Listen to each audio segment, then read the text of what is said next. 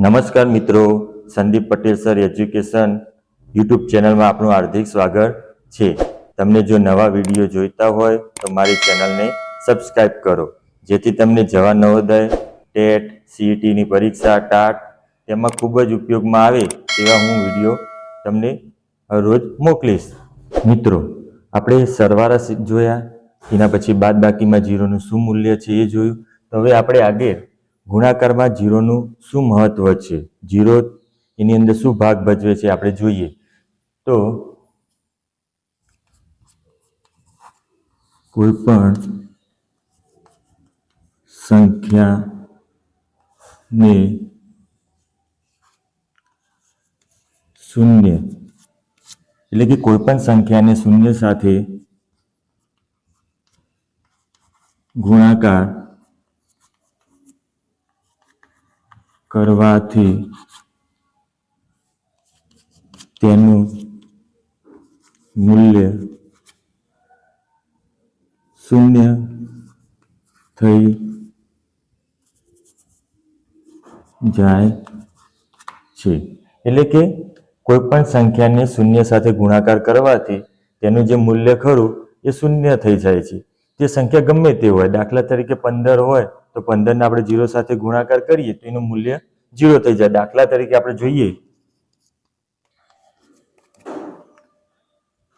8 ગુણ્યા 0, હવે 8ની સાથે 0 ગુણાકાર કરીએ તો એનું મૂલ્ય હંમેશા 0 થઈ જાય છે, તો એનું મૂલ્ય કોઈ ગણાતું નથી। 8નું જે મૂલ્ય ખરું એ શૂન્ય કરી દે છે।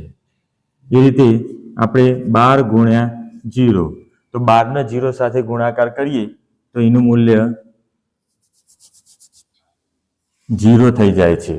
એટલે કે ગુણાકારની અંદર 0 એ કોઈ પણ સંખ્યાનું મૂલ્ય 0 કરી દે છે। તો ભાગાકારની અંદર આપણે જોઈએ, ભાગાકારમાં કોઈ સંખ્યાને શૂન્યથી ભાગી શકતા નથી। ભાગાકારની અંદર કોઈ પણ સંખ્યાને શૂન્યથી ભાગી શકતા નથી। દાખલા તરીકે 0/3, તો આનું મૂલ્ય 0 થઈ જાય। 0/3 કરીએ તો એનું મૂલ્ય 0 થઈ જાય। એ જ રીતે 3/0 કરીએ તો પણ એને ભાગી શકતા નથી। શૂન્ય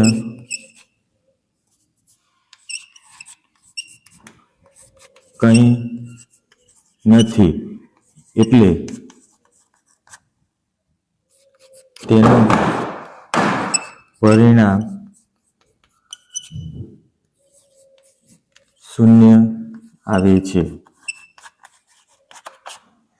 મિત્રો, ભાગાકારની અંદર 0ને ભાગી શકાતા નથી, એટલે કે શૂન્યનું કંઈ નથી, એટલે કે એનું પરિણામ હંમેશા। મિત્રો, આપણી સરવાળા, બાદબાકી, ગુણાકાર અને ભાગાકાર પછી એના પછી 5મો મુદ્દો છે સ્થાન કિંમત। તો કોઈ પણ સંખ્યામાં 0નું સ્થાન કિંમત હંમેશા 0 હોય છે।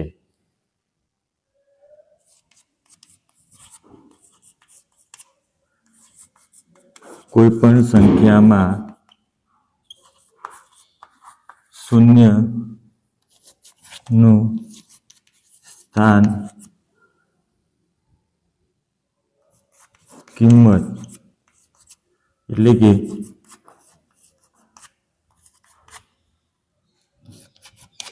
તેનું મૂલ્ય હંમેશા 0 હોય છે। સ્થાન કિંમતની અંદર કોઈ પણ સંખ્યામાં 0નું સ્થાન કિંમત એટલે કે 0નું મૂલ્ય હંમેશા 0 હોય છે। દાખલા તરીકે 105 માં 0નું મૂલ્ય 0 થાય। 105 માં 0નું મૂલ્ય 0 થાય। એ જ રીતે 2032 માં 0નું મૂલ્ય 0 થાય છે. હંમેશા 2032 ની અંદર 0 નું મૂલ્ય 0 થાય છે. આ રીતે સ્થાન કિંમતની અંદર 0 પણ ખૂબ મહત્વનો ભાગ ભજવે છે. એટલે કે એની જે સ્થાન હોય એકમ, દશક, સો, હજાર, દાખલા તરીકે આની અંદર જોઈએ એકમ, દશક, સો, તો 0 દશકના સ્થાને છે, તો દશકના સ્થાને હોય તો એની મૂલ્ય કેટલું થઈ જાય છે?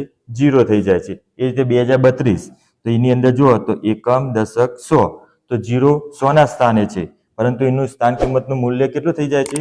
0 થઈ જાય છે મિત્રો. ચલો મિત્રો, 0 નું સંખ્યા રેખામાં શું મહત્વ છે, જે આપણો આજના મુદ્દાની અંદર 0 નું મહત્વ જે ખરું ગણિતમાં, એમાં છેલ્લો મુદ્દો સંખ્યા રેખામાં. તો સંખ્યા રેખામાં 0 એ મધ્ય બિંદુ છે. કેવું છે? મધ્ય બિંદુ. સંખ્યા રેખાની અંદર 0 એ સંખ્યા રેખાના મધ્ય બિંદુ છે. એ જ રીતે સંખ્યા રેખાની ડાબી તરફ, સંખ્યા રેખામાં 0 ની ડાબી તરફ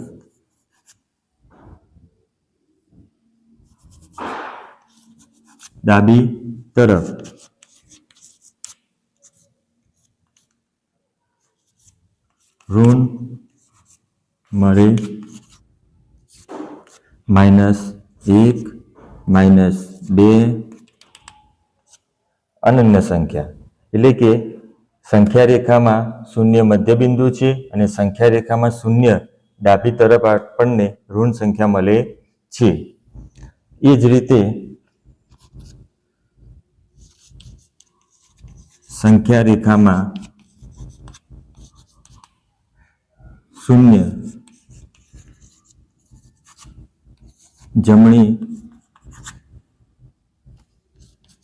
તરફ ધન એટલે કે પ્લસ સંખ્યા મળે. એટલે કે 1, 2, 3 એમ અસંખ્ય. તો સંખ્યા રેખાની અંદર આપણે જોઈએ તો સંખ્યા રેખામાં 0 મધ્ય બિંદુ છે અને મધ્ય બિંદુની અંદર સંખ્યા રેખાની આપણે ડાબી તરફ જઈએ તો આપણને ઋણ સંખ્યા મળે છે. એટલે કે -1, -2, -3 એમ અસંખ્ય સંખ્યા મળે છે. એ જ રીતે સંખ્યા રેખામાં 0 થી જમણી તરફ, એટલે કે સંખ્યા રેખાની જમણી તરફ આપણે જઈએ તો ત્યાં ધન એટલે કે પ્લસ સંખ્યા મળે છે, જેની અંદર 1, 2, 3, 4 એમ અસંખ્ય ધન સંખ્યાઓ મળે છે. તો મિત્રો, આ સંખ્યા રેખા અને 0 નું શું મહત્વ છે જેનો આપણે વિસ્તાર